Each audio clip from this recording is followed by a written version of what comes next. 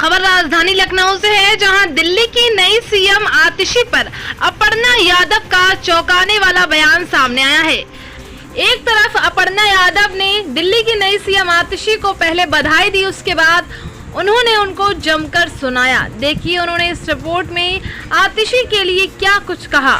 सर्वप्रथम मैं महिला हूं क्योंकि और वो भी एक महिला हैं, तो उनको मैं बधाई देती हूं कि उनको जो है उनकी पार्टी ने एक चांस दिया है और समय का अंतराल बहुत कम है, 2 महीना बचा है दिल्ली के चुनाव को। और जिस प्रकार के उनके कार्यकाल का काम रहा है, जल मंत्री थी वो, किस प्रकार जो है यमुना का क्या हाल हो रखा है, ये पूरे देश से नहीं छुपा है। तो मैं नहीं चाहती हूँ, अब ये क्या ही करेंगी एज चीफ मिनिस्टर, ये समय बताएगा। पर मैं समझती हूँ कि दिल्ली की जनता जो है ये जल्दी निर्णय करे आने वाले चुनाव में कि वह सत्ता किसको देना चाहते हैं।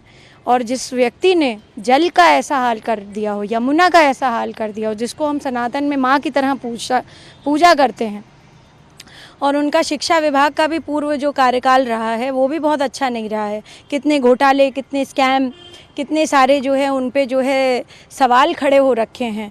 मैं समझती हूँ एज चीफ मिनिस्टर उनको इन बातों का भी जवाब देना पड़ेगा आगे आने वाले समय में। और अरविंद केजरीवाल जी के सरकार का जो मॉड्यूल है, आम आदमी पार्टी का जो पूरा मॉड्यूल है, इट्स अ टोटल फेलियर।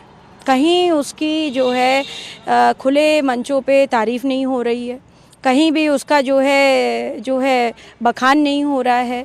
उधर दूसरी तरफ आप देखें, आदरणीय प्रधानमंत्री जी नरेंद्र मोदी जी का जो विकसित भारत का कॉन्सेप्ट है, जो उनकी विकासशील प्रगतिशील जो योजनाएं हैं केंद्र सरकार की, और जहां भी भारतीय जनता पार्टी की सरकारें चल रही हैं, हमारे उत्तर प्रदेश में देख लीजिए कितनी ज़्यादा आवाम को, कितनी ज़्यादा जनता को सुख सुविधाएँ मौजूद हो रखी हैं।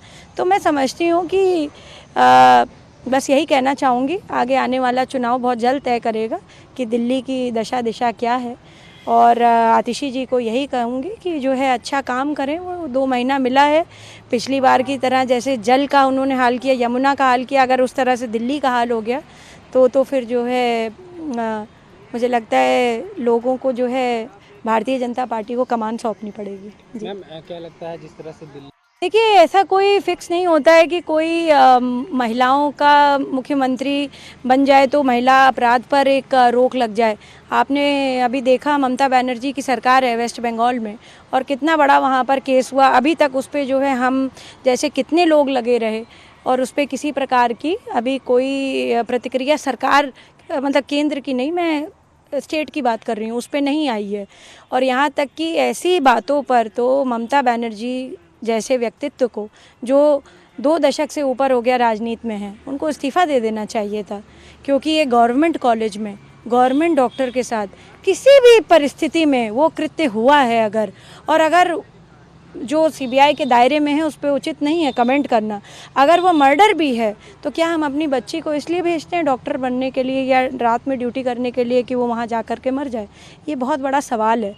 तो मैं समझती हूँ कि ये कोई मतलब कोई वैलिडेशन नहीं है कि if there is a women chief minister तो क्राइम नहीं होगा, या वुमेन प्राइम मिनिस्टर होगी तो क्राइम नहीं होगा।